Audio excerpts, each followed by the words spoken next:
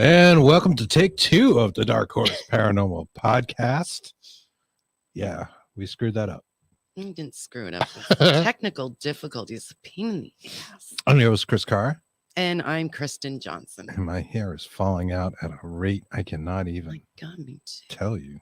It's ridiculous. Happy Thirsty Thursday. And no, we weren't drinking and screwed that up. Nope. Never. Never. All right. That's a lot of head. So give me oh my God. What? Okay. Give me a few seconds. I'm getting the pages back up since that was all messed up. Joanne Stewart. Hello, you two, Mr. Pips. Mr. Pips. We got Mr. Pips in the house. Hey, Mr. Pips. It's like is it Mr. Pibbs? The Dr. Pepper ripoff, but is actually better. Is a mysterious Mr. Pibbs. Don't know. Yeah. We'll have to see. I think they got that at the old Walmart. I'm pretty sure. Mr. Pibbs. Anyway. Saboan Humphrey says, my name is Saboan, and I am here for the first time. Well, welcome to the show. Welcome. I'm glad to have you. Gonna have a good time. Yeah, we were doing our open line show, which means we don't have a guest tonight. And we want to talk to you. And we like doing this because it's a great way to interact with people who are watching the show. And sometimes these things come out really good, and sometimes they're a train wreck. We're not off to a great start because I had to start the stream twice because we were running late. I'm going to blame Kristen. Of course. But how are you doing? I'm going to pull up the pages. Hold on, guys. I'll get your comments in a second. We called the show sort of Hauntology, Ufology, and Phenomenology. That term comes from Steve Mara, the awesome Steve Mara, who's parapsychologist, paranormal researcher for many years.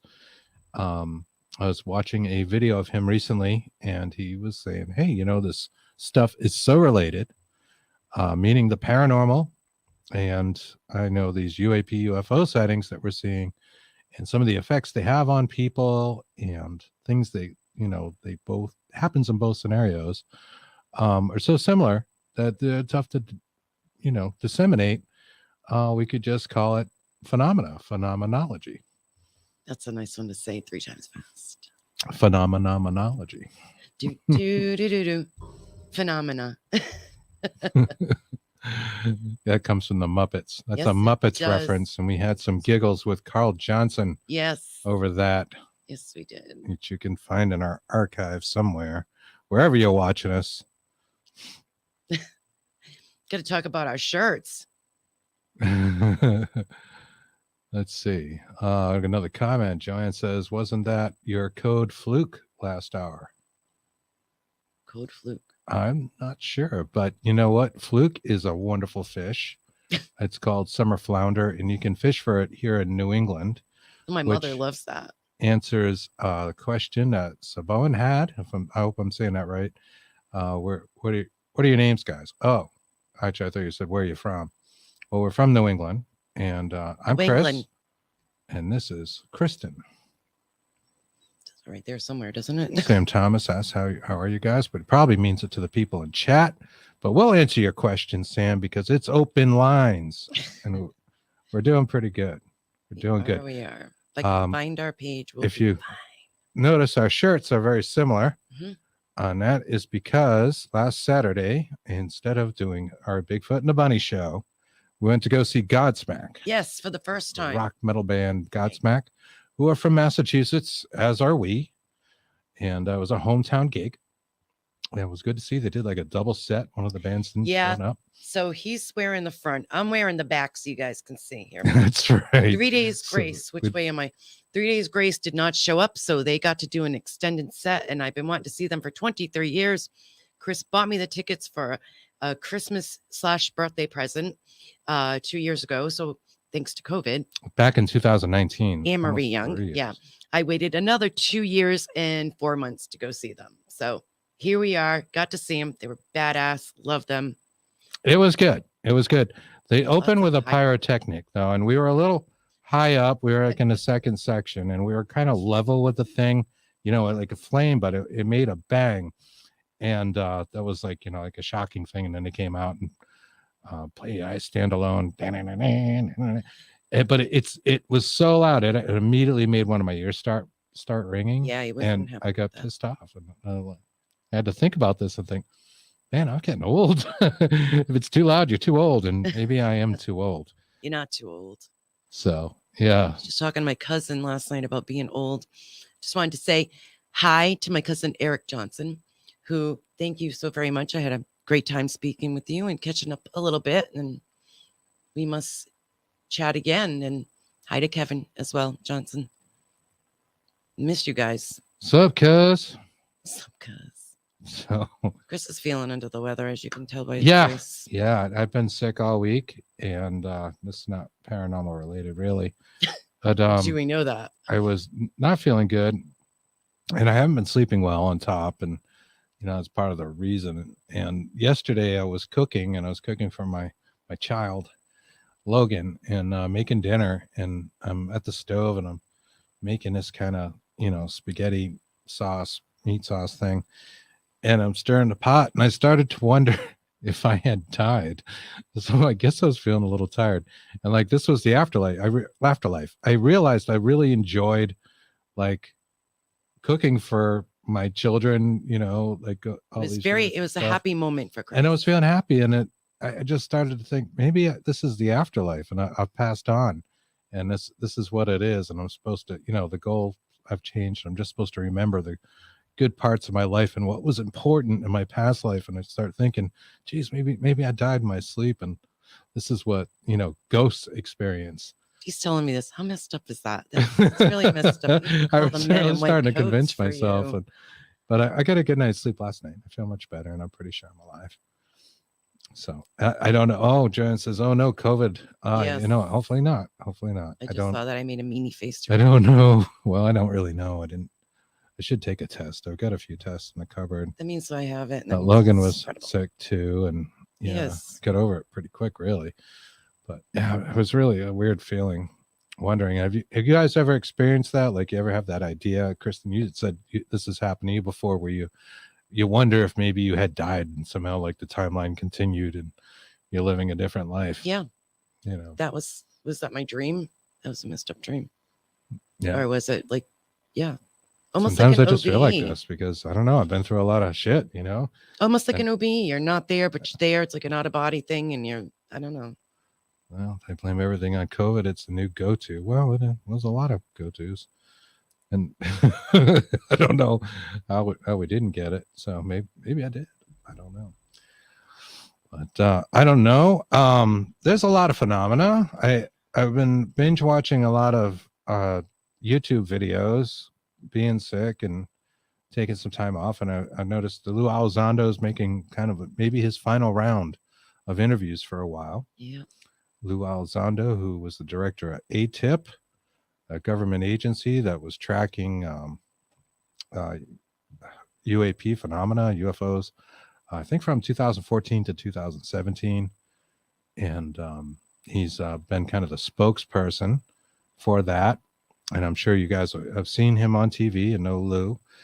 And a lot of the phenomena he brought out, well, he didn't release, it was Tom DeLonge that leaked the TikTok video. They gave it to Tom DeLonge, yes. Certainly played it, to the Stars Academy, which would be a private organization looking into there are a lot of those UFO phenomena. Now, these organizations have been around a long time, both private and especially government.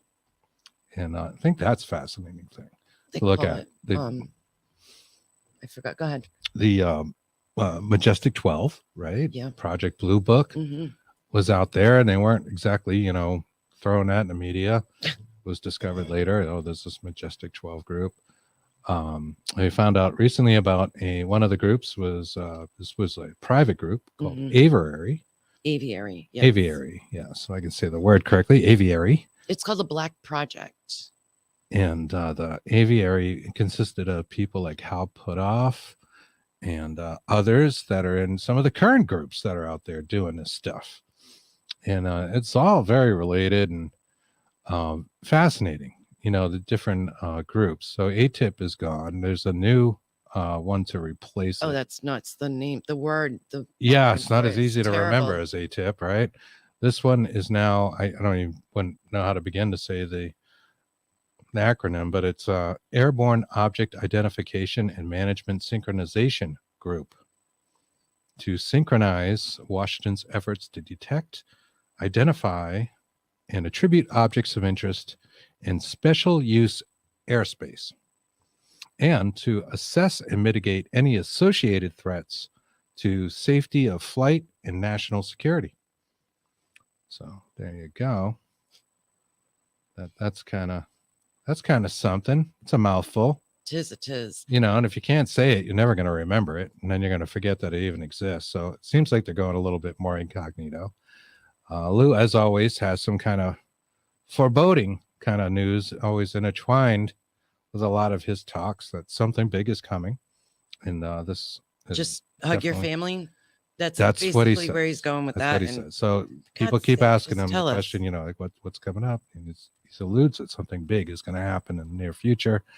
But he's kind of stepping out of the role, that somebody else will be taking his place. That person was most likely going to be Sean Cahill, another military connected individual.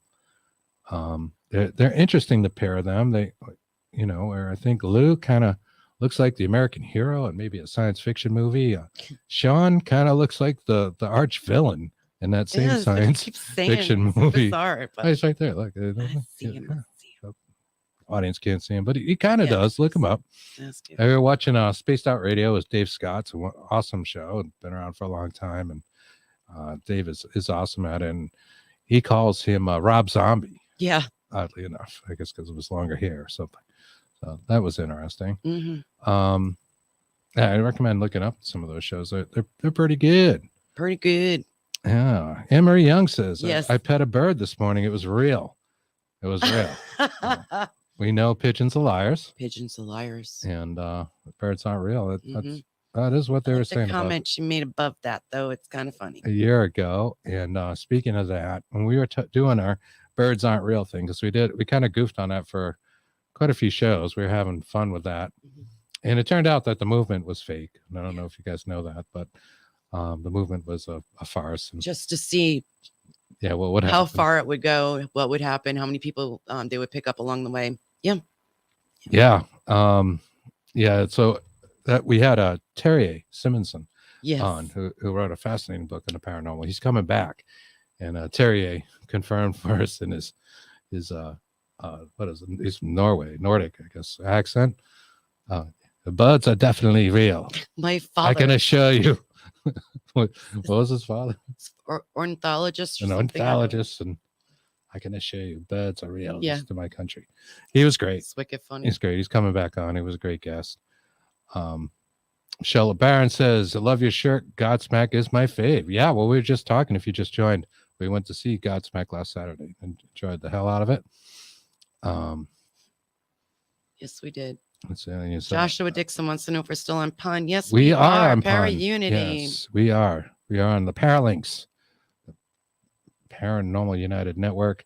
And we had a false start, Josh, and that's probably I like that. Probably what happened. We waited too long to come on because I don't know. We're always running late for everything in our lives. Don't know why. And it times out. The links time out if you don't join quick enough on Facebook. So we had to start a new one. Let's see. Marie says, I hope I know when I die. I'd hate to just keep going with left to find out. Yeah, that I was dead. And you wonder if it works that way. If you look into things like string theory, they talk about these 11 dimensions, and in some of them you can start new timelines. You're like, if you think about a branch growing, you can just branch off and start a new timeline. And the later ones, you can go back to the original timeline and go back and forth, which is fascinating. It starts with the fifth dimension. People refer to the third dimension. The fourth dimension is time itself, and then the fifth and onwards kind of use a combination of things. Time being a key factor in all of them, the ability to manipulate time. Yeah. So that's kind of cool. I think some of that may be very consciousness related. Jeff Tafflin, not Hello surprisingly, there. says hi from the goat. Well, hello, Jeff. How are you? How are you, sir? Hello there. We're doing well. Joshua says, I had a robin visit me 3 days in a row, and there are hundreds of dragonflies in my backyard. It was beautiful. Well, spring is here. Oh, And pretty. today we get a nice day. It's been the nicest day we've had in about a week here in New England. It's been really rainy and, shitty, for lack of better words.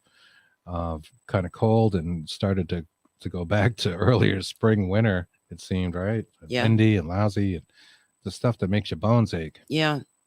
You know, That's when you know you're old. no fun, no fun. But no, we wonder what you guys think about the phenomena. As I said, Lou has kind of hinted that something big is going to happen in the near future and like real press worthy. And when he was pressed about that in the press, and we can use that word press another way, he said, go home and hug your family. It starts at home, he says. Go home and just love your family.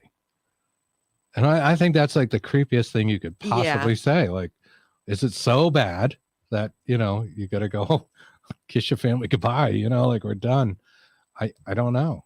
I don't know if you guys follow this stuff like we do, but I thought that was a little foreboding, to say the least. It is. And it's like, he spins a lot of stuff too.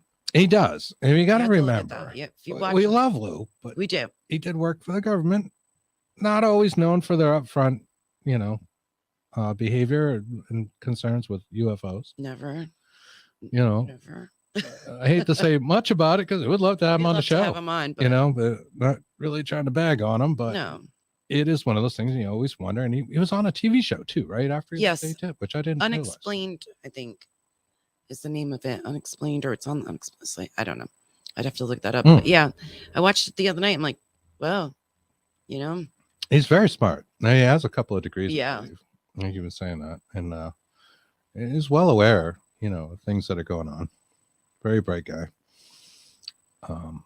We love Lou. Hey, here's our friend Steve Auclair says, hey, Steve. What's up? Let's see.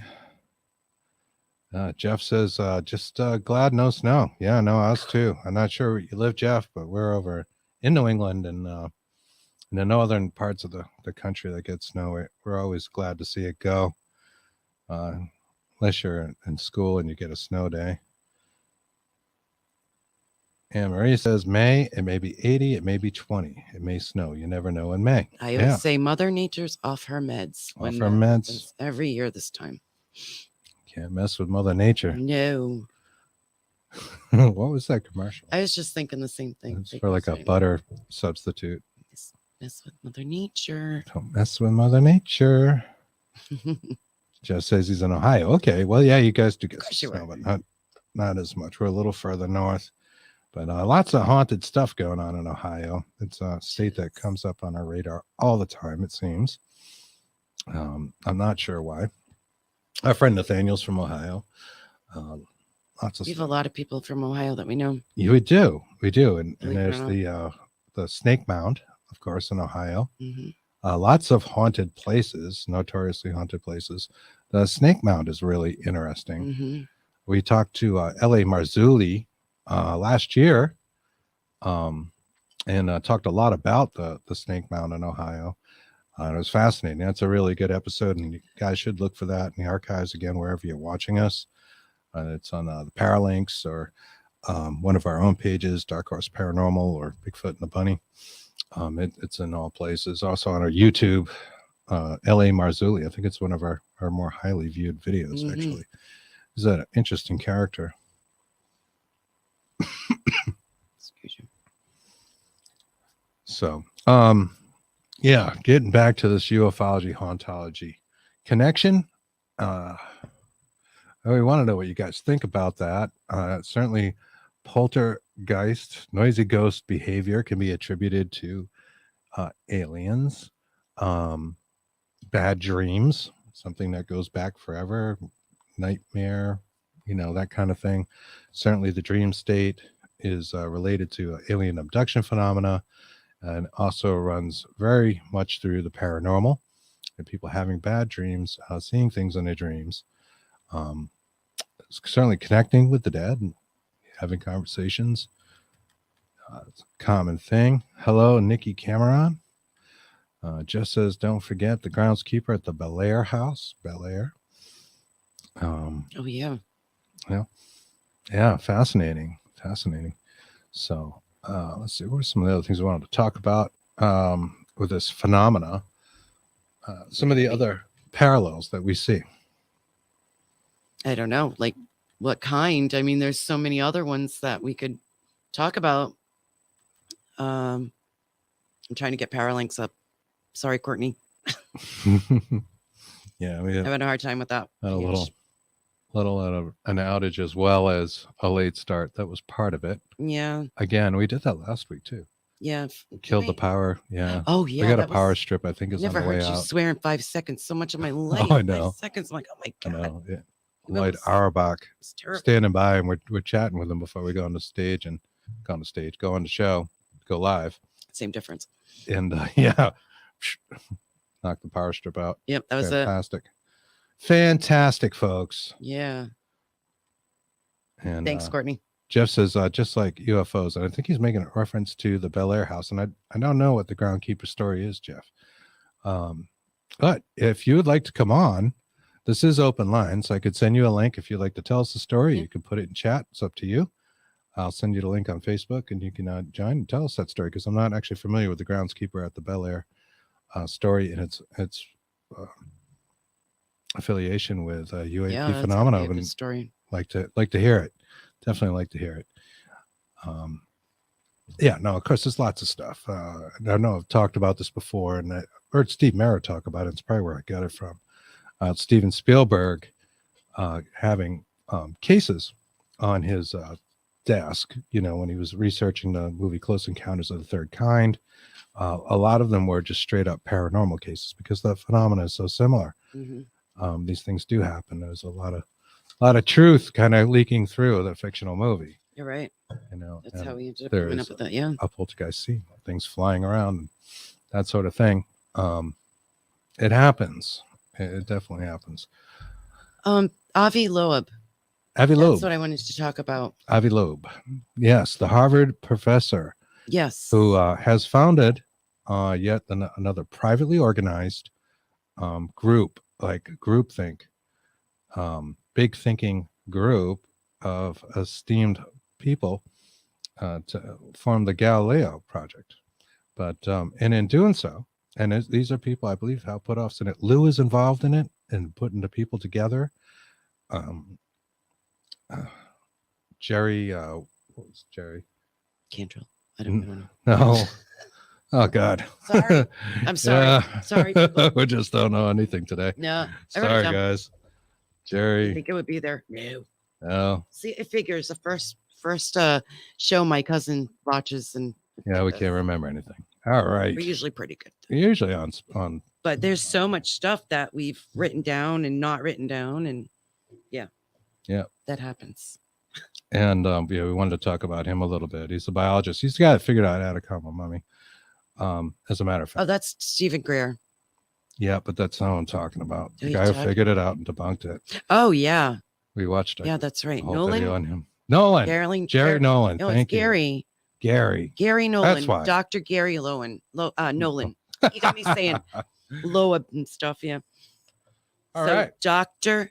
Gary Nolan. Oh, he should probably just start over again. What do you think? Oh, we should. I like kill that. Kill the stream and do another one. Kill the stream. We'll come right back. We'll be better people. We're just not with it today. I don't know. Yeah. We're off. Yeah. You're in headlights. Like we just started doing. Been a week for that, and we're not the only ones. I've seen that floating around. A lot of people are feeling like that. And are you still there? What is that? Is it like Mercury in retrograde again, or Gatorade? Yeah. Anyways, Gary Nolan. Dr. Gary Nolan. Dr. Gary Nolan. He's a brilliant biologist and a professor himself. He's part of this group, and he's the guy that debunked the Atacama mummy years ago. And if you don't know the story about the Atacama mummy, I'm going to tell you. It was this little body, I mean, small, like 18 inches long or something. I'd have to look it up. I don't even think it was that big. And it looked like an alien. It had like an alien, like weirdly shaped head, It really looked like a baby alien or something, or a little gray. And Dr. Stephen Greer of CE5 fame, which we can talk about as well. Yes, I'm starting to remember the things we're going to talk about. That's fantastic. Was like showing this thing, out to the public as like, this is proof there's aliens. I think he found it in Peru. And it was Mr. Nolan, Gary Nolan, that figured out that it was actually a child with bone disease.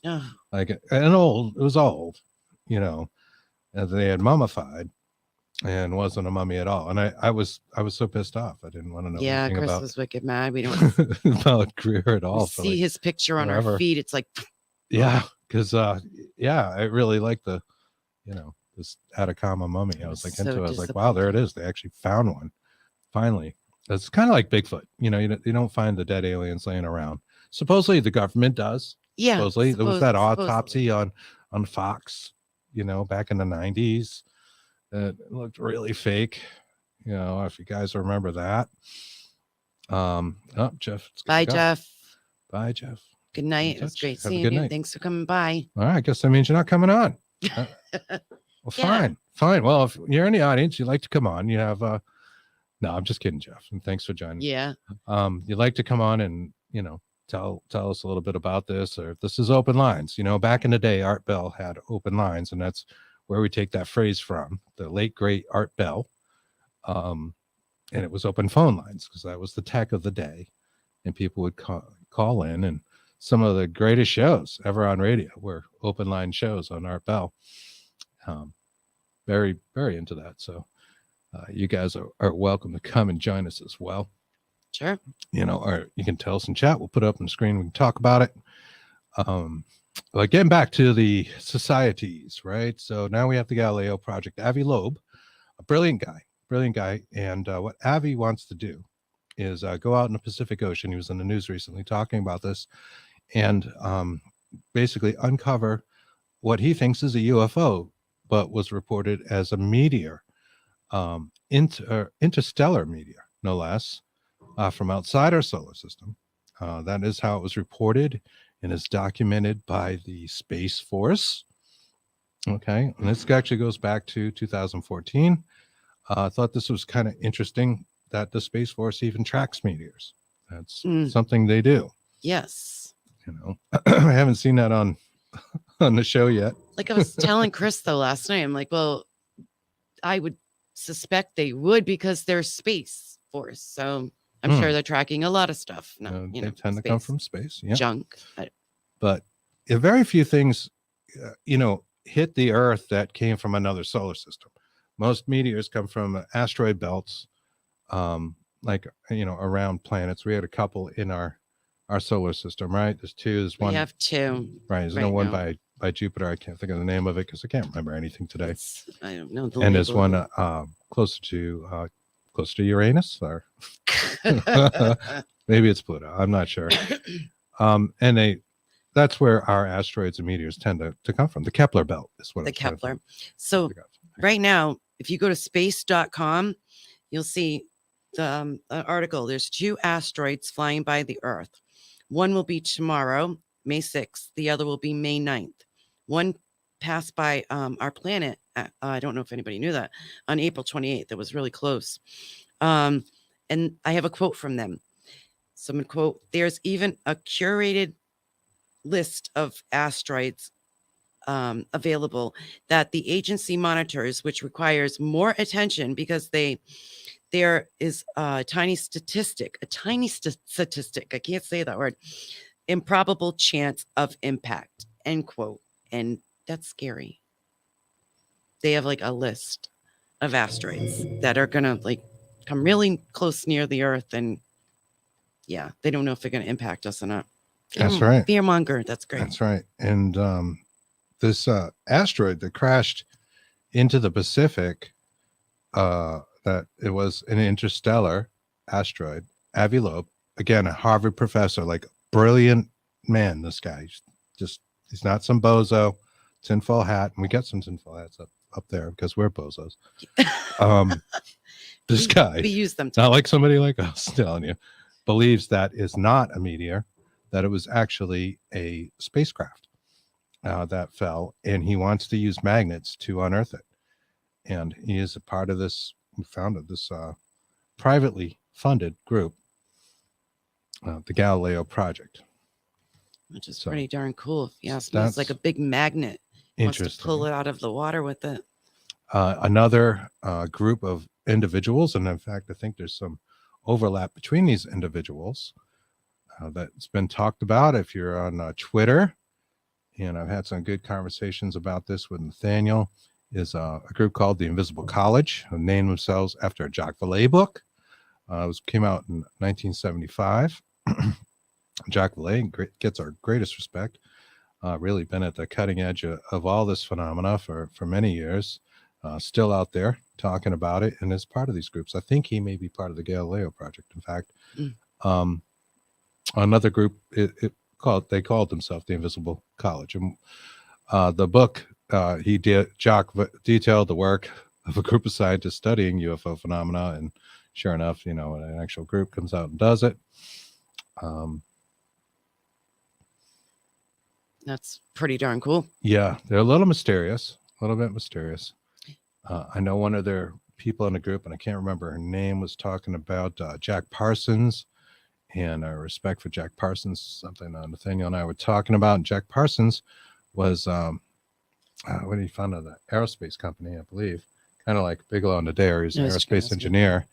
And he was Aleister Crowley, more than a fan. He actually practiced that religion, conducted the rituals of Crowley, and there's quite a lot. You've probably seen stories about him on Ancient Aliens and different shows. So pretty fascinating stuff that would leak into something as groundbreaking as the Invisible College, really. So that's pretty cool. What a thing to call yourself too. Like nobody's going to pay attention to that. Yeah. Speaking of meteors, we had another interesting story, and I'll share my screen for this. This is Mr. BB333's channel. I've been watching him for years. He's awesome. He's got all kinds of stuff in there, like Schumann resonance, a lot of stuff, earthquakes. Years we've been watching him. So yeah, he is one of the weather guys out there that kind of like tracks the mysterious things going on with the weather. People send him photos of what might be like UFOs or very unusual cloud formations and things like that. It's a cloud, it looks like a unicorn or something, and clearly does. They'll send it in, they'll put it up on the screen. Rainbows. Double halo. Double halo. He's an interesting guy, but his show, one of his shows this week, he puts out a lot of them.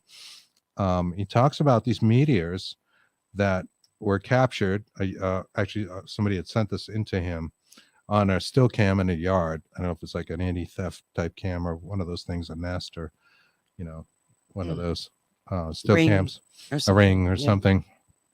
And you'll see how 5 meteors in a course of time, here is a short period of time, real detailed to you, seem to fall on pretty much the exact same spot, and this is highly unusual. So let me see if I can share it. Again, Mr. BB333.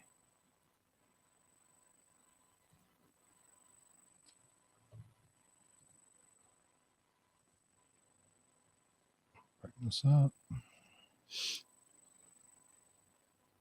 I could do a set on hair and makeup if you want.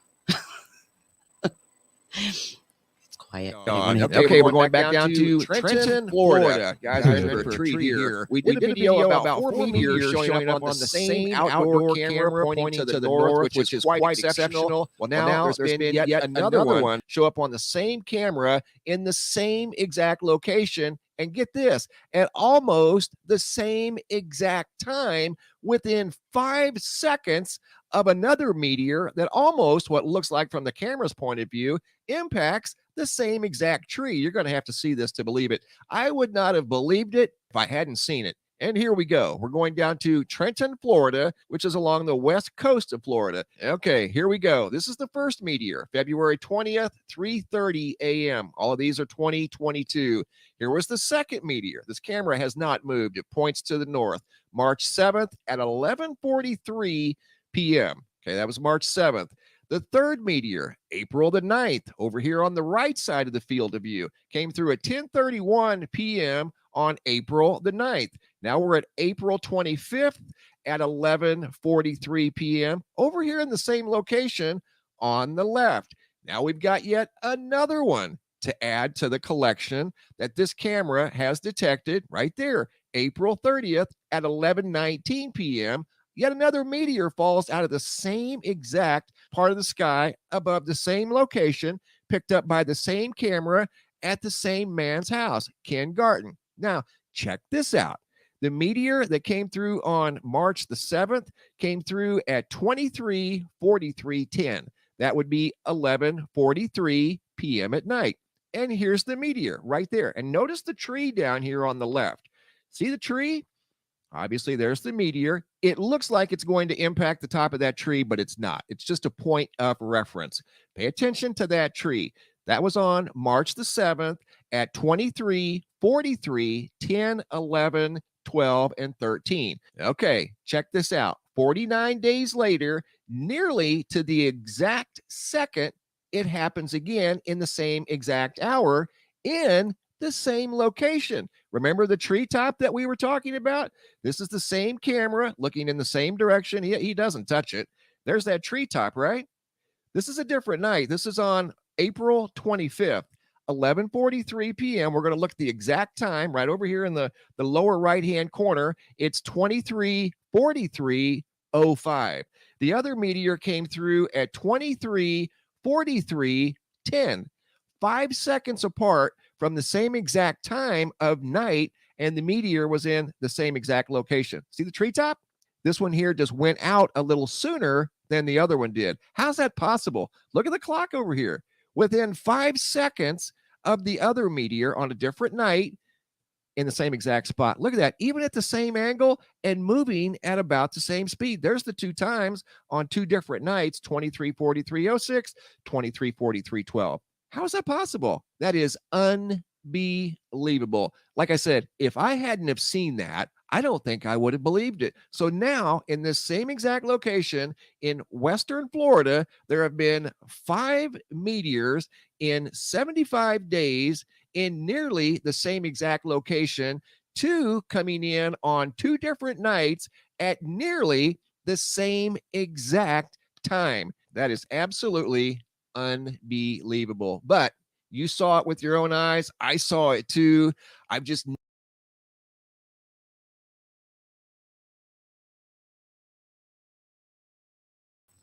There we go. It'll add us back into the broadcast. Of course. So that was pretty interesting, right? 3 meteors, nearly the exact same time. Yeah, no, it was 5 meters, and almost to the same second. Yeah, in it was some really cases. bizarre. That really is unusual. That camera never moves; it's stationary.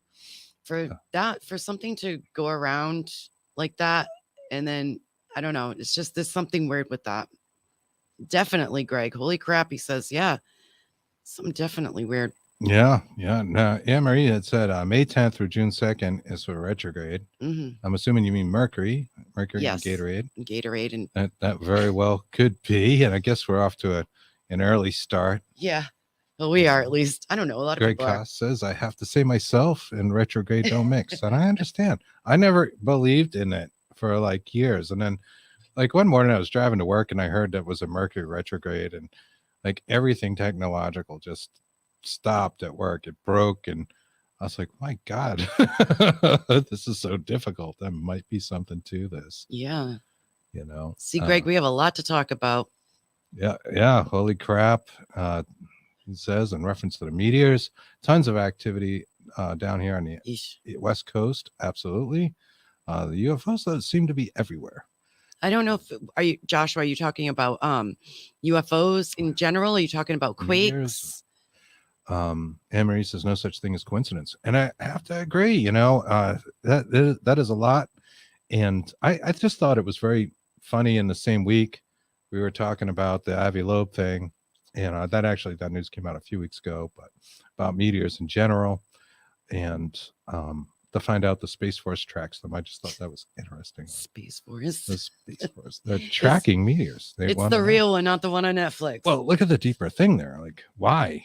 You know, is it just to document them, or is there some other agenda at Mm. play? You know, I don't know. I wouldn't have thought that was something they did. Joshua says UFO activity. That's right. Can you Yeah, as I understand it, there's quite a bit. And here's the thing: UAP phenomena has been picking up steam these last few years. No question, in the last decade. Like it is now. Granted, we all have, you know, cell phones and these tools to take pictures of them, more ways to report them than we did. But I think it's increasing, and I think that is why you're seeing a Lou Elizondo come out speaking about it.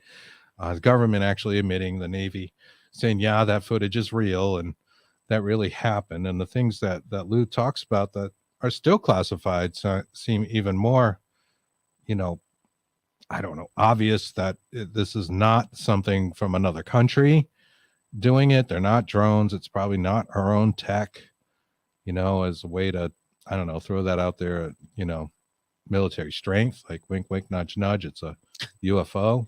Yeah. Sure, Russia, it's a UFO. Yeah, keep messing with us. Mm. That kind of thing. Yeah. I think it is the stuff. And now they're tracking these things. They have the equipment to do so, which we don't have, which kind of sucks. I wish we could go buy something that could really track these high-speed UFOs, because they're moving at things like 13,000 miles an hour. At that speed, you're not even going to see the UFO. They could be everywhere. You're not even really going to see. Your eye's not going to pick it up. It's going to go too fast. Another thing too, that Gary Nolan was talking about was a report of these kids in a car, and their parents, I guess they had one of those kind of like those sunroofs that take up like the whole hood, so you're pretty much a glass roof on the top of the car.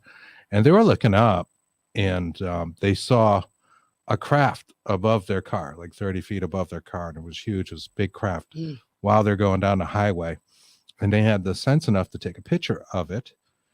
And when they developed or looked at the pictures, and we don't develop anything anymore, but when they looked at it, the craft wasn't there, but there was something, and it was higher up, or appeared to be higher up, and it was much smaller.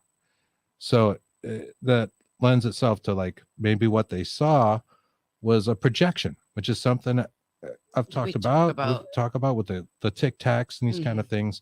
It's kind of like you've got one of those laser pointers and you're playing with your cat, right? Yeah.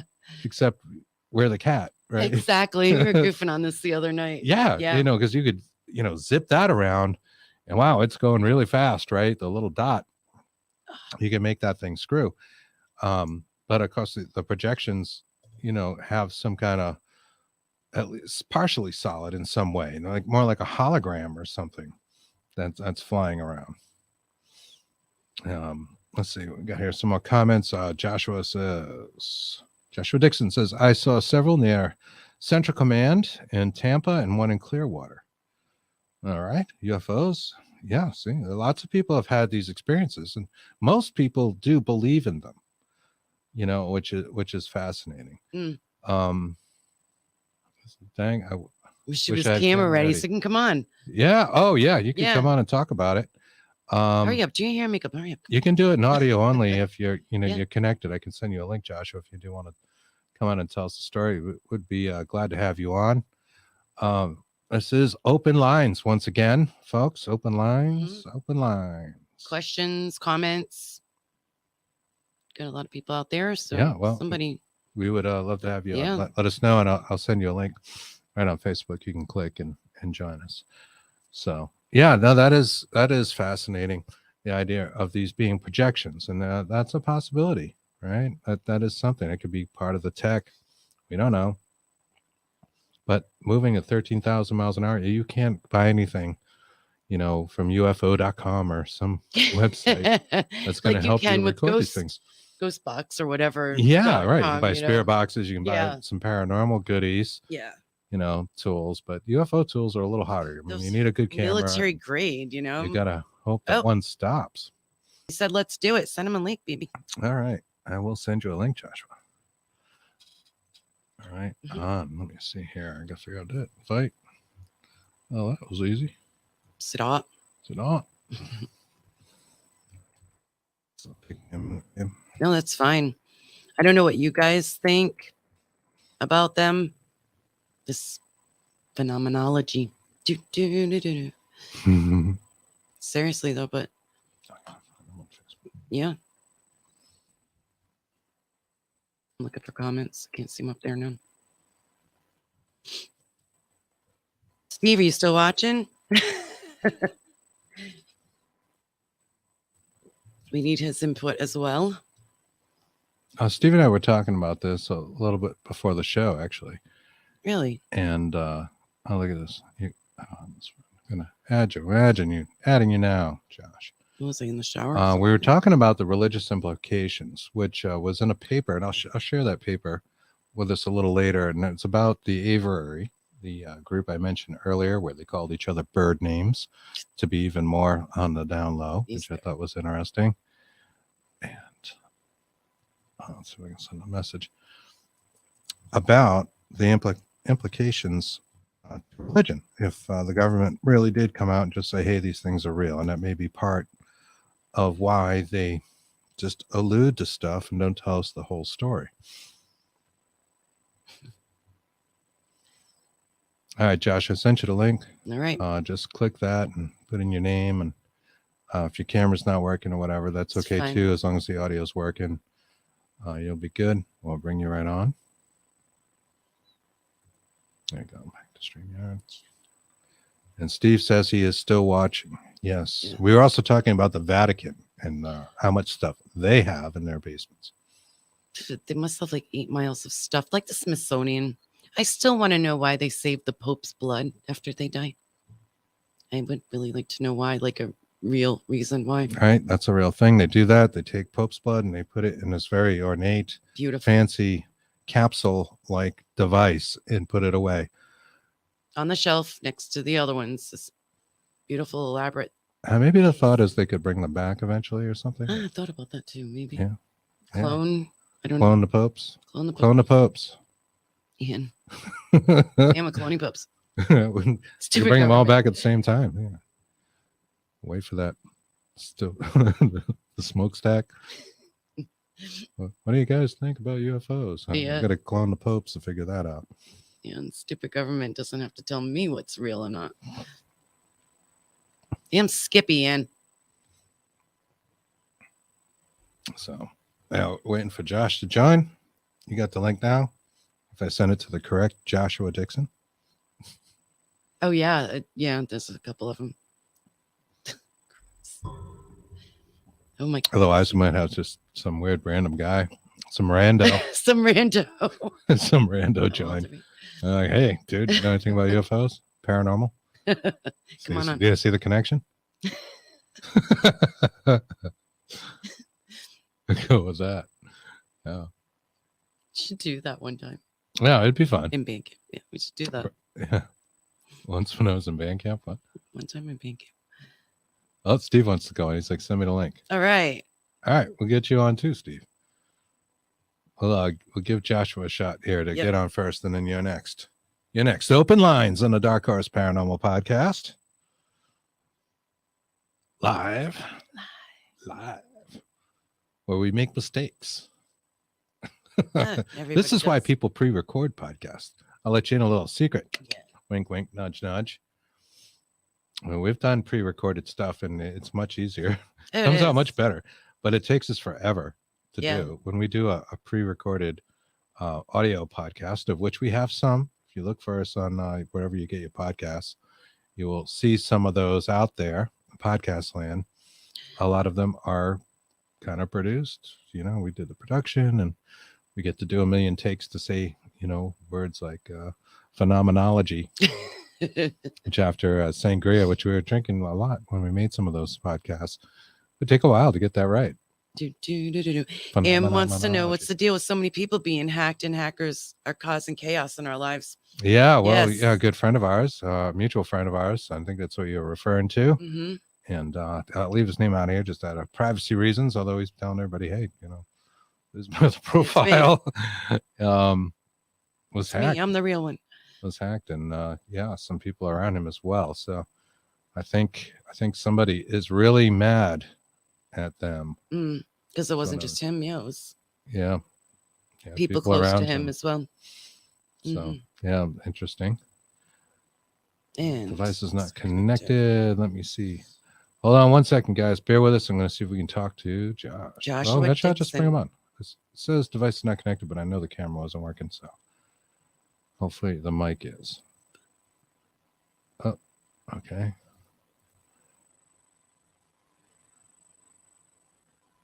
I still can't believe you got hacked. Are you getting mic audio, Joshua? I wonder. It's not actually letting me add you. That I believe we can add people because we've had people on without cameras. Yeah. Let's see.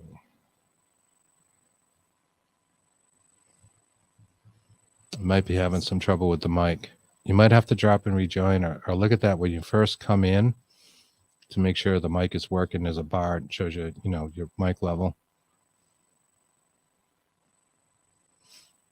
Here it goes. My computer. I'll give him a couple minutes to straighten that out. Last like 45 minutes of that. Brand new. Goddamn. Right. Okay, he dropped him. Canaris. Good. All right. Good. All right. I'll let him come back on and we'll try that one more time. Hi, Gail. Miss Gail Topping. Dio, she says. Dio. Yes. Rocking in the name of Dio. Yeah. We're very eclectic here. Yep. Yep. Got it all. Yep. A lot of times the skull's involved. With the heavy metal. Yeah. Always. I mean, look at the background. There's a few things. Just a few. There's a few. You guys might be wondering about that painting over there. And just to tell you, my daughter painted that. And it's actually a copy of a Van Gogh. And she added some things to it. And there's like tattoos on some of the bones and stuff, which is pretty cool. But basically it looks like the Van Gogh. It's from an art class she took. Joshua said it's something about quitting other bubbles. What? I accepted. I'm not sure. I can try it maybe one more time. I know this. What it said from our side was that the mic and camera weren't connected, so it couldn't add you. Didn't give me the ability to add you to the stream. But if the camera's not working, the mic's on, I know I can do that. Mm-hmm. So if you rejoin, just check the levels. There's right before you join, there's an area. It'll show you a green bar to show you your mic's on. But I'll let you work with that, Josh. No worries. I'm going to send Steve a link as well. Steve. I don't know how to send it to. Well, let's see. I got to do it. This will be tricky. It's a 2-step process. Steve is not a big social media guy. No. But some great stories. Get it to my phone, though.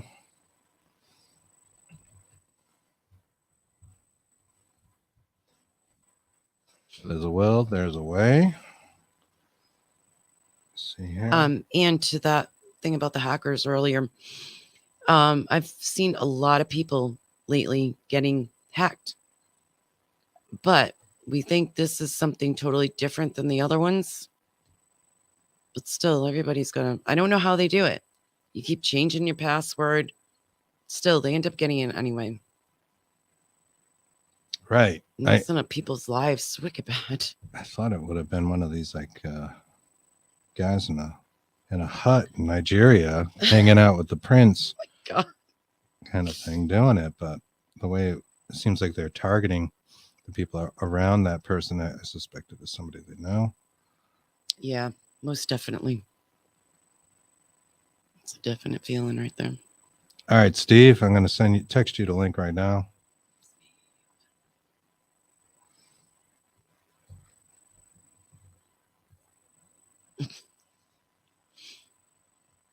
This is fun. I need the crickets button. Yeah. I'm not sure which one that is anymore. Let me see. We haven't used that in a long time. He has Chrome. Hey, we understand that. Sometimes it doesn't work with Chrome, Joshua. Oh, yeah. Well, it's buggy. Sometimes it asks for Chrome and then sometimes it doesn't work with Chrome. It's weird. So I don't know how that works. Sometimes these streaming things do get a little weird. We switched from one brand to another. It was quite a bit more expensive than the original brand, but we had so many problems with people getting connected that we actually had to stop it. Good evening, Penny. Good evening, Penny. Oh, we found it. Wow, that's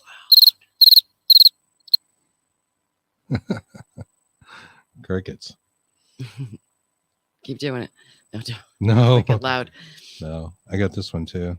So when I swear. Oh, well, we apparently not using that tonight. That sucks. Look at But that face. hauntology. Let's talk a little bit about haunted stuff, right? Hearing voices. What about scary dreams, like the history of nightmares? That's a pretty creepy thing. We've talked about old hag. I actually had an old hag experience. For real. I saw a crone. It was before I knew there was such a thing as an old hag syndrome. And I saw this crone, which is what it is. And there's historical records going back hundreds of years about people that have these kind of lucid dreams, or they just outright see the crone. That's I think they saw it. And it's just as you would imagine a crone to be, with a big long pointy nose and kind of thing. And they feel like they're drowning, or she's drowning. A lot of times she's pushing the person underwater, sitting on their chest. They can't breathe. And that was the experience I had. I could not breathe. I felt like I was suffocating, though I wasn't underwater in the dream. And then years later, I would read about this old hag syndrome, and it's got to be something to it. We were talking with Dr. Stephen Lynch recently, and he sent me something pretty interesting. Actually, maybe I can share it. Let's see here. I gotta go to our Bigfoot and Bunny. Bigfoot and Bunny. Hi, Barbara. We'll put that up in a sec.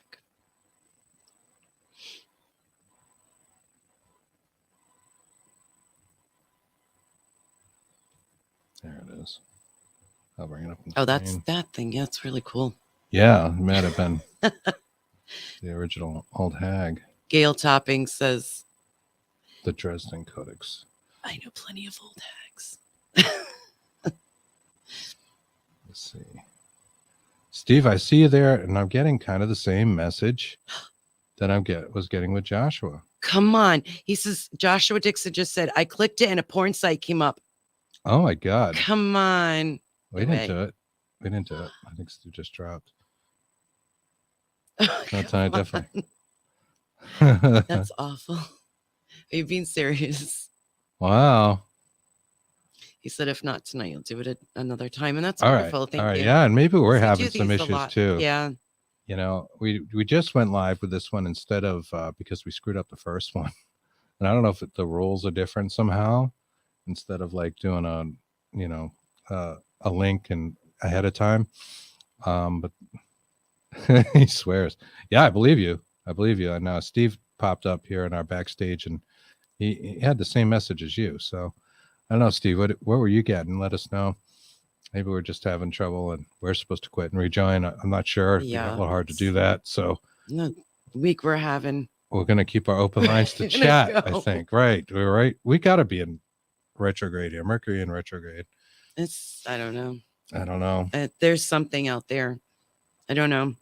Sun with all the CMEs. I don't know. Yeah, right. CMEs have been awful. Let me see if I can share this picture from the Dresden Codex, which I don't know a lot about the history of, but maybe, I don't know, it looks like a Aztec to me. Click that. Let's see. I don't know if I way to zoom in on it, but the old hag would be here, and you can see she's pouring water, and is this kind of pink object. Looks like really is saucer shaped, and there's looks like an asteroid, or maybe that was the world as it might have been viewed by the people of the time. But very interesting. That might be the original old hag right there. Not sure. Philip Wyatt says, "Are ghosts real?" Thank you, Philip. Well, yes, I would say they are, and I'm pretty sure you would too. Actually, been meaning to reach out to you, sir. Like to know if you would like to come on our show. our humble show and talk about your water divination. You've been posting some great pictures lately. Awesome stuff. Philip is a paranormal investigator with, I believe it's the Georgia Paranormal Society. And if I got that wrong, correct me. I'll put it up. I don't have that information in front of me right now, but he pours running water kind of thing and takes pictures of it, and like some of the things that you see and the water moving, it's incredible. Really cool. Him and Heather Lay, who host Ghost Education 101 on the Paralinks, the Paranormal United Network, work together. They co-host that show. You look for that on the Paralinks. It's an awesome show, and you'll learn a lot watching it, unlike our show where people are learning nothing except how bad we are at times. we don't have our topic notes handy. Usually, really, you guys all know. Yeah, we usually got this down a little good. better, a little out of sorts. That's why I said it. Yeah, it figures, right? Yeah, it's like watching a train wreck. The President on more viewers. That bad. No, it's not that bad. No, it's not that bad. Georgia Paranormal Investigators, Philip says. Yeah, sorry. I get that right now. All right, Georgia Paranormal Investigators. You can look them up on the web as well. Great team, like really, really top-notch team of paranormal investigators there, with some great ghost stories, that they actually experienced. Yeah. Steve says scrying. Right. Well, with the water. Right. Well, that's a thing. And a Black Mirror, scrying, and that's another act of divination. Find your answers. Mirror, mirror on the wall. I have a good question to go, Phillips. So our new thing is looking at this way. Are interdimensional beings sometimes the same as ghosts? They could be one and the same. Right. How do you Especially tell when them we apart? talk about these timeline things and dimensions. Greg Haas says they're both fantastic in reference to Philip and Heather. Yes, they are. Yes, they are, sir. And Emery, he gives us confidence. It's a great show. You guys did great. Yeah. Having a good day at work. Yeah, you're top notch. Yeah. Don't forget to take your shit out of here at 5:00. Okay. Oh my God. Joshua says maybe Saturday we can make it work. Yeah, I'm gonna have to try it ahead of time. Steve says Nostradamus would do that. Yeah. I'm sure he scryed. A lot of people scryed. I know a lot of people who still scry. And Philip says he's been doing some smoke scrying lately, and that's something we've seen pictures of. It's fascinating. Yeah, like it's pretty cool. It's like, is it smoke scrying? Vape? I thought it was vape scrying. Like, I'm sorry, like it's smoke. Like this. Yeah, right. Testing. There's nothing. By the way, that's nicotine.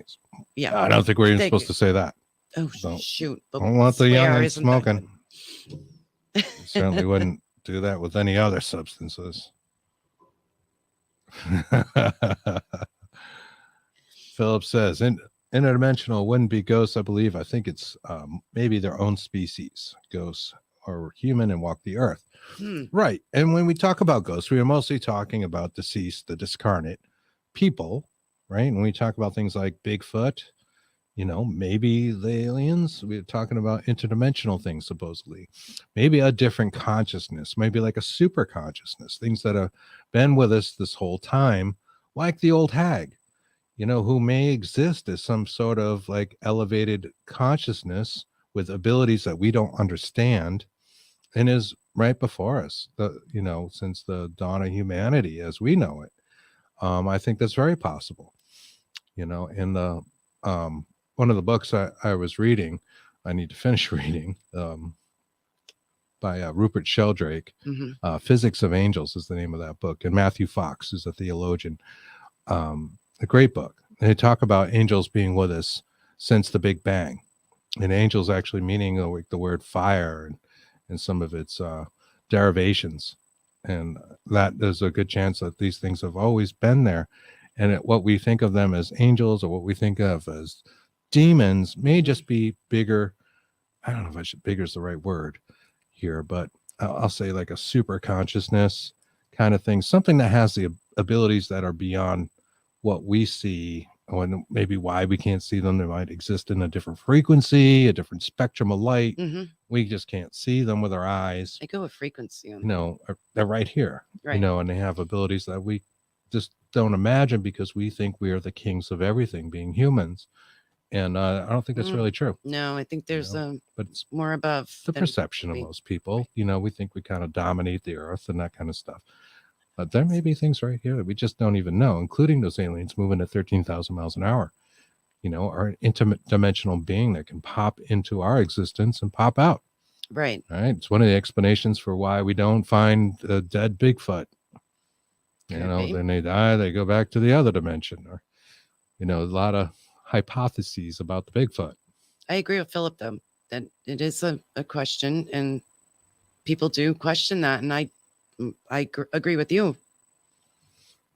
All right. Joshua says, I don't believe Bigfoot is an alien to you. Well, jury is out. I don't know that he's an alien or necessarily interdimensional. I've heard good arguments that he is a natural creature and they just do stuff with their dead. And maybe like elephants, elephants have like an elephant graveyard and they always bury their dead in one place kind of thing. Maybe they clean up after each other. But you would think like, one dumbass Bigfoot would fall off a cliff and a hiker would find it. You just would, right? It would happen sooner or later and would have the carcass, and they got guys out there hunting things all the time. And, they're ripe to take a shot at a Bigfoot. Sure. They're raring to go. Moves, kill it. Are they that elusive that they know? I don't know. Yeah, I don't know. I mean, humans coming. I don't know. Pick on hunters. No. We were all hunters at one point, right? Hunter-gatherers, and that was just like a million more convenient years ago. to go to the grocery store. I get grossed out just opening like the raw meat, touching hamburger. Oh, yeah.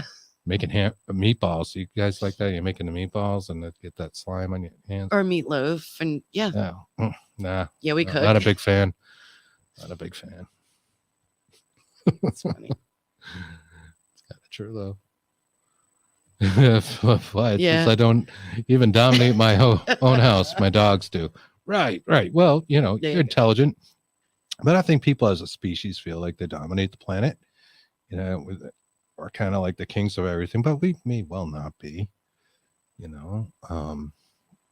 Kristen, you talk about zoo theory a lot. Yes, I do. The zoo theory is where we are the ETs or interdimensional species science experiment.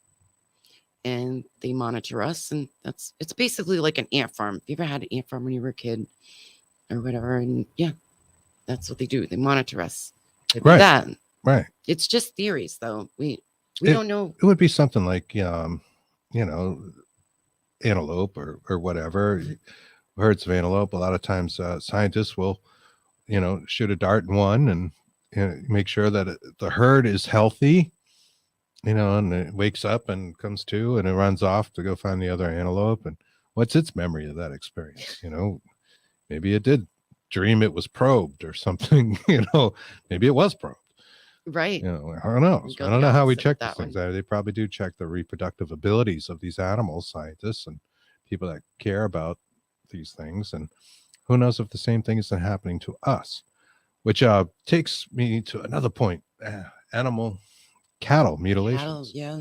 Well documented by people like Linda Moulton Howe's done. She's been doing lots of research there. A lot of research on those cattle mutilations. And I believe they're real. They still happen. They still occur. I've seen recent stories about them all around the world. There are cattle mutilations.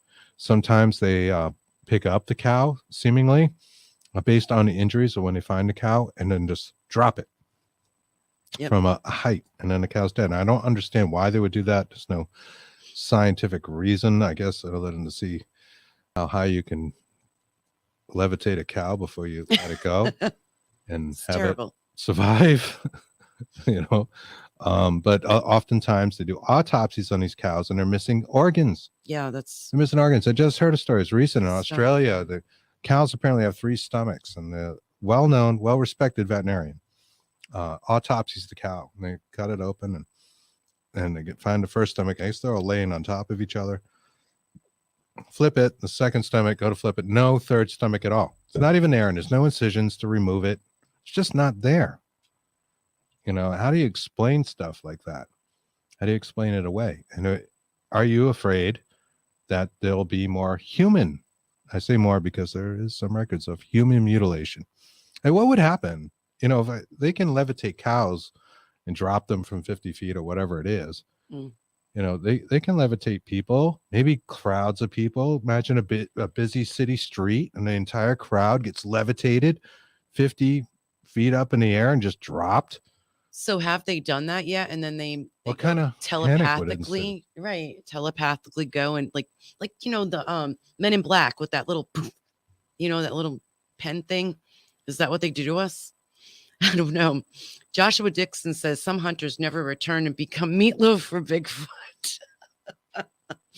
That's terrible. That's right. I don't want to laugh at that, but the way you feed the big feet, extremely funny. Like Greg Cost says, there was a BF program last week with film that actually shows it walking and actually dematerializes. Really? So they saw it vanish. I have not seen footage of that. Did you put that on your show or? Yeah, well, we'll look for that. Send me a link. I'll check that out. Yeah, they are sentient beings. Philip Wyatt said, I think some of the beings in my scrying images are from another dimension and not at all human. And they may well be. I mean, how do we know? We don't know if you're, can see things or just creates the right vibration per se. Right. Philip knows better than we do because he's psychic. So he is. So what do you feel, Philip?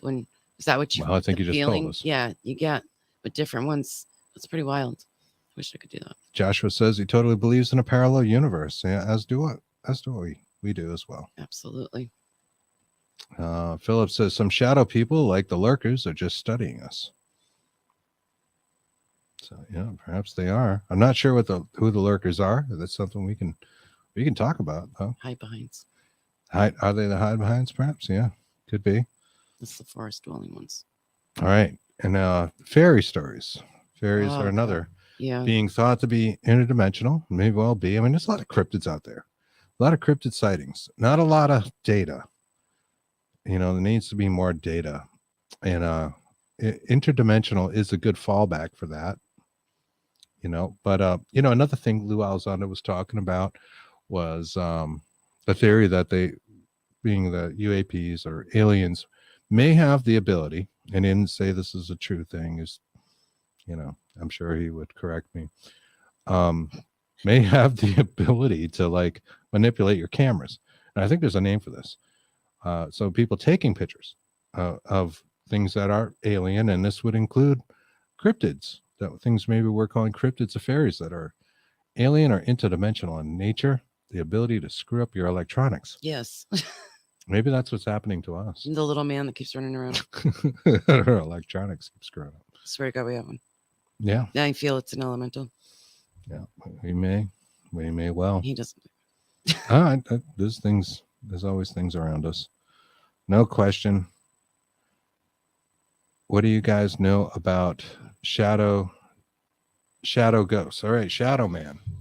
Well, there's the one with the hat.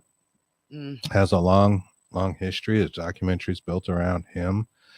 We've talked to Heidi Hollis in the past, who talks all about the Hat Man, and very interesting. A lot of history there, and a lot of people see it. Why the hat?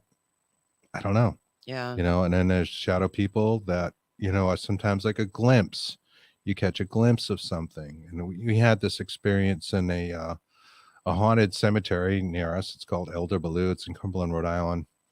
Is an old Baptist cemetery, and it's quite creepy. If you go to our YouTube page, the background on that is a photo we took actually from Elder Ballou to give you an idea.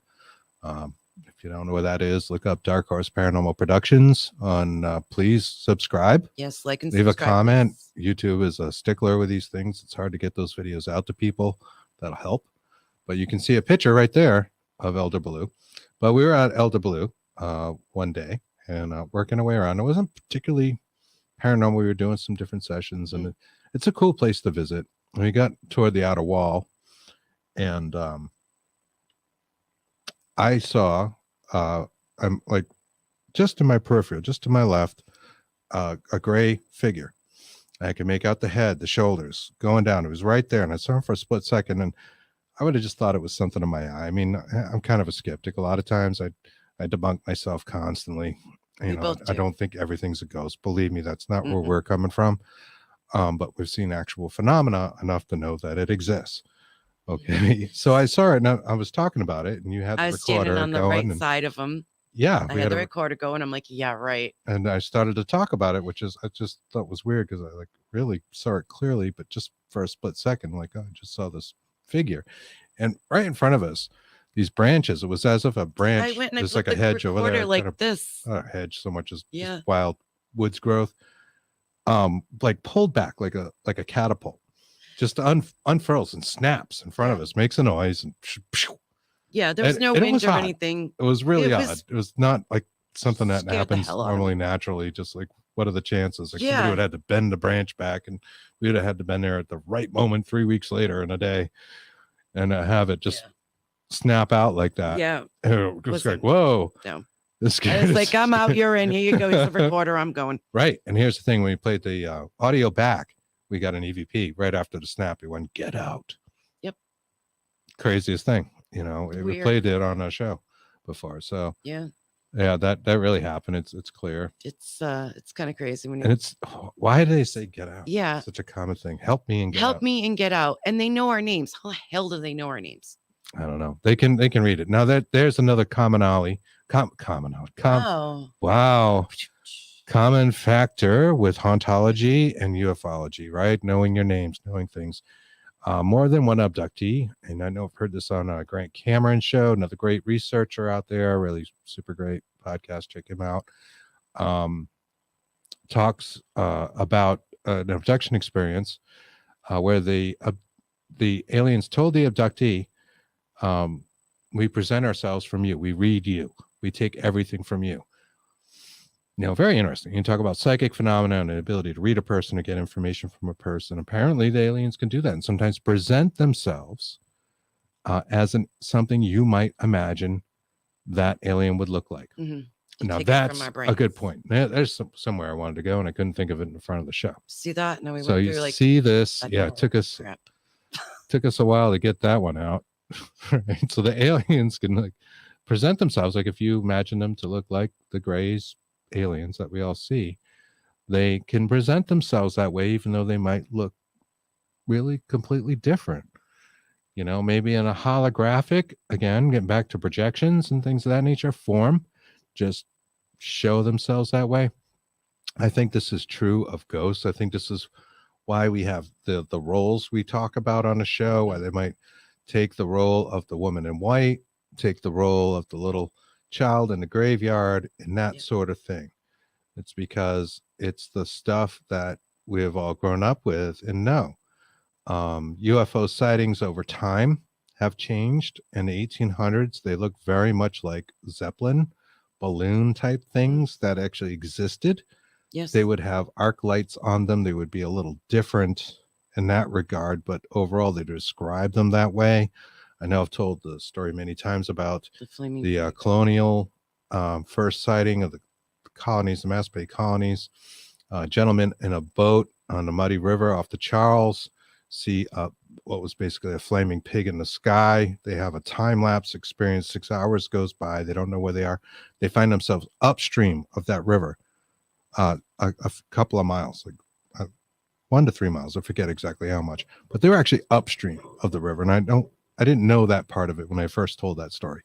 So I could imagine, of course, the boat would float downriver. I always thought that, but they were upstream. That's how they reported it to the governor at the time. And that's something you can Google and look up yourself. Very interesting. And of course, Native Americans, indigenous people have stories that go back much further than that. Thousands of years. But it's interesting that the UFOs appeared to be something that was in their culture, and they gradually changed over time. Lots of comments, lots of chat. Yeah. Where were you guys earlier? Greg Cost says, yes, a cemetery looks like fun. Yeah, it is. It's pretty cool. We're going to do more with that now that the weather's getting nicer. We want to go back and actually take some footage. Use our new box, Greg. Yeah, right. Use the new Spirit box, the NanoCom 2. There are some crypts there where we're holding places for bodies in the winter because we're in New England and the ground freezes, that are open. And I've been in some of them, and in fact, in the past, had a little phenomena happen. Oh yeah, in one. that's So got a story pretty about that. crazy story right there. It's a little creepy. What's let's see. Let me go back here. Joshua says, think birds of prey. I think aliens do the same, lift and drop and come back. But some stuff is so surgical, it's terrifying. That's right. It And the is. surgical stuff they do to those cows. Yeah, why cows? Yeah, is like really spot on. Another makes me just reminds me of another point Lou was making about the interference with like nuclear weapons. Like a lot of the stuff is following the military, or seems to be. Now, one thing to consider is that the military has the ability to track it, and if they're moving 13,000 miles an hour and your eye can't see it and my cell phone can't see it, it's going to take, something that tracks incoming missiles to see such a thing, right? I'd be able to detect it at all, really. That happens. Where else was I going to go with that? The surgery of the cows. It's like a laser. I did it with the laser. I was trying to make a point and I lost it. Greg Koss says Phil has he overlaid his profile and it appears to be alien-like. That's one. Oh yeah. Okay. You mean you put the water over you? The vapor. Yeah. And Marie says, I've always wondered if the pictures I take are actually paranormal or pareidolia. It's a good question. I mean, pareidolia it's a human instinct. Scientists think pareidolia, and that is like when you look at clouds and you see things, is caused by humans' innate ability that's instinctual to see faces and things, to be able to recognize faces more specifically in things, so they could look at other tribes of people and groups and know whether they were recognize them if they're going to kill them or wanted to be their friend. Yeah, it goes to that. And that we have this natural ability, but sometimes I wonder.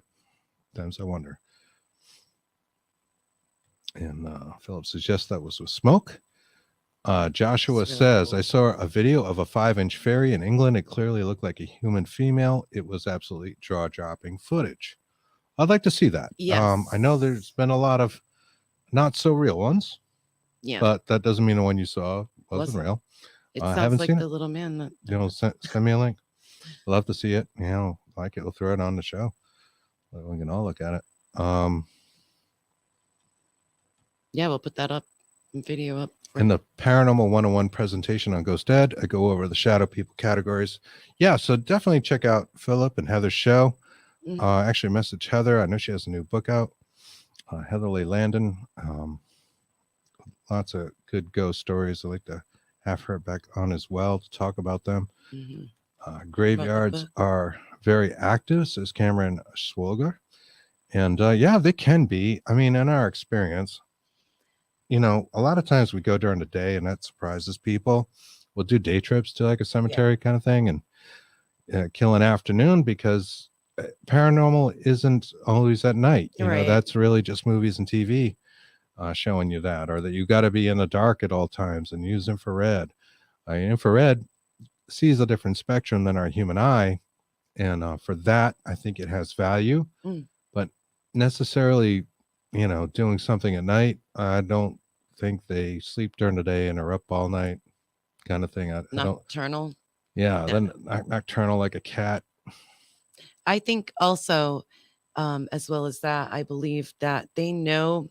I think the people that are can sense them. I think that's what basically is going on with them. They actually know that we can speak to them and we can hear them.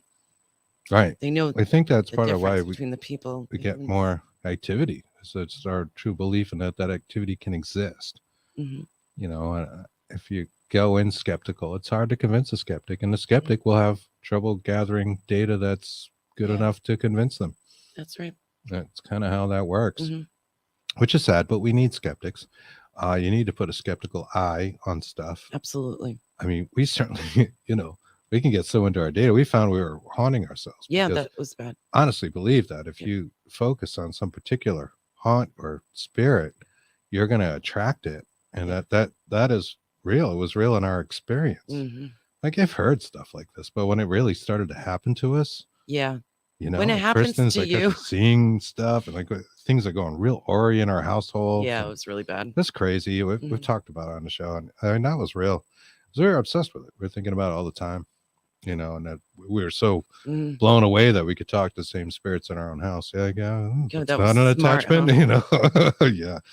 Well, you know, if bad. that thing isn't actually there in the house with you, you are building some kind of tendril-like connection to it, and it can show itself for real. And not everything is a great thing to bring home. No, and the more energy you give to it, the stronger it gets. So I think that's how you give it energy. Really, just thinking about it, you know, being obsessed. Yep.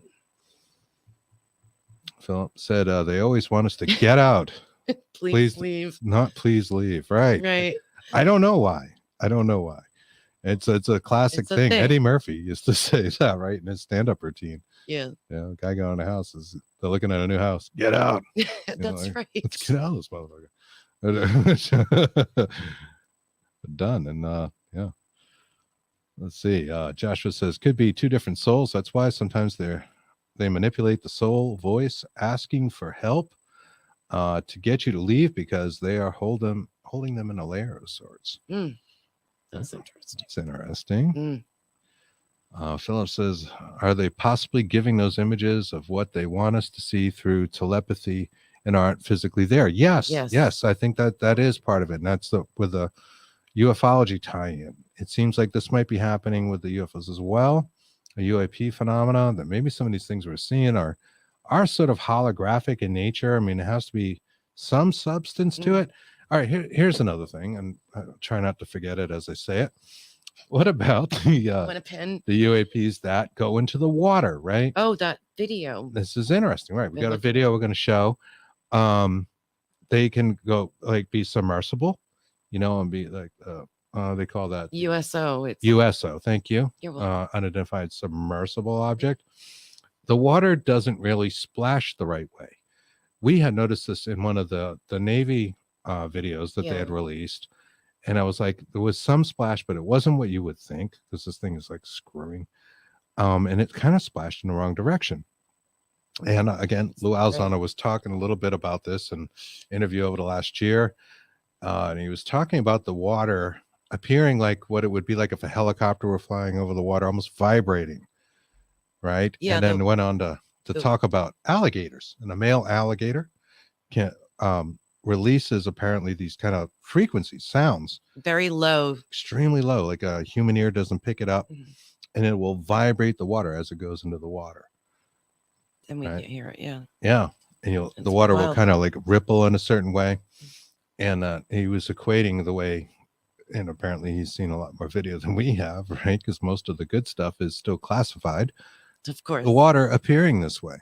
Yep. And there was one event, and this got released. This was in Brazil, I believe. Let me see 2013. If I can find it. I've been looking for this video. Thank God. That's right. 2013. Yeah. Here it is. By Rafael Hernandez Airport. Rafael.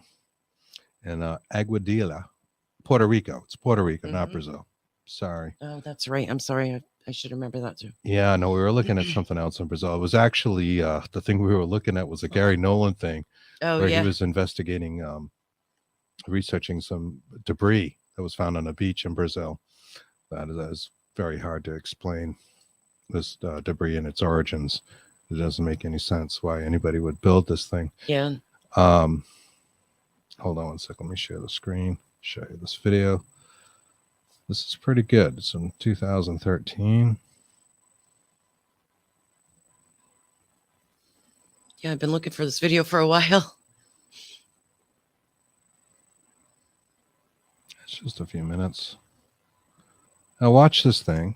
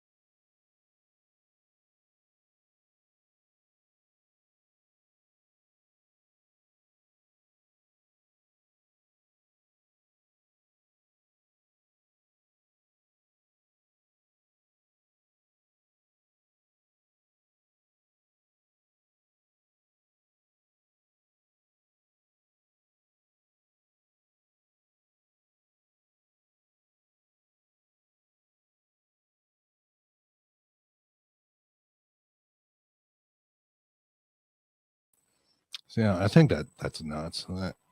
That's some crazy footage. You know, Josh says that thing has gone supersonic. Mm-hmm. Philip says everything is frequency and vibration. Yes, We agree with you. Definitely We agree with you. And talk about that. Mm-hmm. Absolutely. Very into that. Greg says we're trying the SLS app at one of our cemeteries and caught a young girl. I assume that came off a flat stone and said daughter. I was talking to her and you could actually see her moving toward maybe 4 feet. Wow. Wow. And Greg, actually, we're going to be on next week. So I'm going to tell the folks that. Greg Koss, Yes. Shadow Hunters, has a podcast. Paranormal team is out in the field a lot, doing his thing. He's going to be our guest next week. What is going on, guys? Tongo PR here, and today I'm with a guest. Make a noise. Hi, Jesse Riquelme. And see, that what a way to end it, right? As well. Right. There's the Mercury in retrograde. Oh God. Josh says, I wonder why they released this but cut off the NASA feeds. Do you think this is them beginning to really reveal the truth? Yeah, and yes, in very small drips. I also think their technology is only so good and they're only capturing so much, but they know more, of course, than they're going to tell us. And I don't think they want to create a panic. I do feel like this whole, I guess we call the Tic Tac era, Lou Alzando era. That's where you were going with that. Now they look like Tom DeLonge. Like, I think it's all a preface to something bigger. They keep alluding it's not me saying it, it's them that, something big is coming. I'm sick of them saying all the time when people ask that question, just go home and hug your kids, hug your family. Well, what the hell does that mean? Thanks, Lou. Yeah. Thanks, Lou. Hello. We do that anyway. So yeah, what are we doing? I don't know. Yeah. So there's some stuff. And Greg says, can't wait for your show. Yeah, we can't wait to have you on. Either, Greg. And Josh says, exactly. Yeah, I do. They're getting us ready. And maybe something big is going to happen, or just a real awareness of what these things are that are being seen. Perhaps they are around us all the time. I mean, I've felt like ghosts are around us all the time. I don't think you always have to go to a haunted location or anything. They're always around us to talk to the dead. I mean, we proved it to ourselves by being able to, I guess we were channeling or had an attachment at home, but we also have other spirits that seem to be around. You know, especially in your house. Like you live in a very old house. And there seems, there's two women there. They're very attached to the house. So that live there with you. I respect them. Home. I respect the house. And yeah, same here. This house isn't really exactly new, and there's activity and phenomena in it. You guys have all seen the cat balls do their thing. And I don't know why they choose to go off in some shows and not others. No idea. That's to bring me to a point. There's a couple of shows ago. I forgot which one had them on and which one it was on. I mean, but we had both the cat balls on. We had all of them on. There's two up above me on, I guess. On a bookshelf? Yeah, on the bookshelf. And they selected, I don't know if you saw that. I know I was talking about this with Ann. They selected which one was going off and which one. And there's two of them side by side up there. And they only selected one. And then I talked about them. And the next time they're selecting the other one. So there's a debunk right there. The debunk there would be that one of the cat balls was defective and, was just going off randomly, or but it's not battery issue or something like that. They're brand new. But, one isn't. But there's quite a few up there. That one's down there. But yeah, and it's so they selected it, and you can tell it's a debunk right there. If we were shaking or moving, they'd both go There off. is no real ghost detector, but I feel like these things can be, used in a way that they can communicate with. So they can use anything. Look at divining rods. Divining rods can work for you. I tend to also think that's generally a tool of your subconscious, which is a whole big subject in itself, and I think an explanation for a lot of the psychic abilities that people have. I know Ingo Swann had this theory as well from reading his books, and I'd have to agree that there's a subconscious, there's a consciousness below our normal waking day consciousness. So that really is that thing when we say we're all connected. It really are connected, and I think that's what it is, and you can access any kind of information through it. And it's very simplistic, non-scientific terms. Understand that. But it does kind of explain things like remote viewing, which we've both done and had some success with. And psychic phenomena, being able to read each other. You know, Chris and I have like crazy telepathy between us, like unintentional telepathy. So it's weird. Synchronicity. It's ridiculous. Yeah. Just thinking about the same stuff a lot. And like, you know, he'll text me something. I'm like, time. oh my God, I was just texting you that. Yeah, we're just talking out of the blue. It was weird. You know, because we are here half the time. Yes. Anne-Marie said, yes, it's the show with Liz. What? The show, the cat ball's going off. It was the show with Liz Milne. I bet it is. Yep. Do your cats react to the spirits around you? Mine do big time. Yes, the cats do that.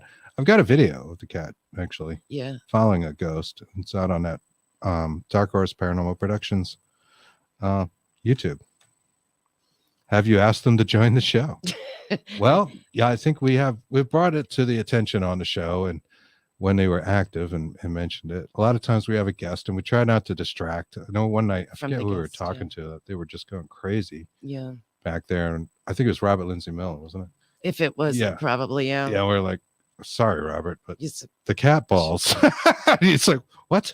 Everybody in the chat's like, he's cat awesome, balls but, are going. You know, he doesn't do paranormal investigations, so I didn't know. Yeah. But we were talking about cat balls. Absolutely anything can be used as a tool, but my animals are my biggest paranormal tool. Yeah, I think they really are the ghost detectors. Yeah. But we've been on here for a couple hours, so we're gonna let you guys get some sleep. It is after 11 here in New England. We thank you guys and appreciate you so much tolerating our clumsiness and technical issues. But this has been fun. We love doing open lines. We love talking to you, and thank you for all your comments. Thank you, Greg, Joshua, Philip, for joining us. Anne-Marie Young, of course. Cameron, thank you. You mentioned psychokinesis, and that was spot on. Okay. Joanne. Yeah, Joanne, everybody for being part of the show this week. Saturday, I don't know what we're going to do Saturday. We might have a surprise guest on Saturday. We'll be on these same channels, same bat channels, 4 p.m. Eastern to 6 for the Bigfoot and the Bunny Show. And thank you guys for coming on, especially Philip and Greg and everybody for. Yeah, we got to work out this guest thing. I don't know what happened. We've been able to do this in the past, so I'm not sure what happens. Yeah, we're just off, like you said. We've been off for a week, so it's weird. But our kids too, so we love you. Thank you so much. Yes, thank you guys. See you Saturday. Bye.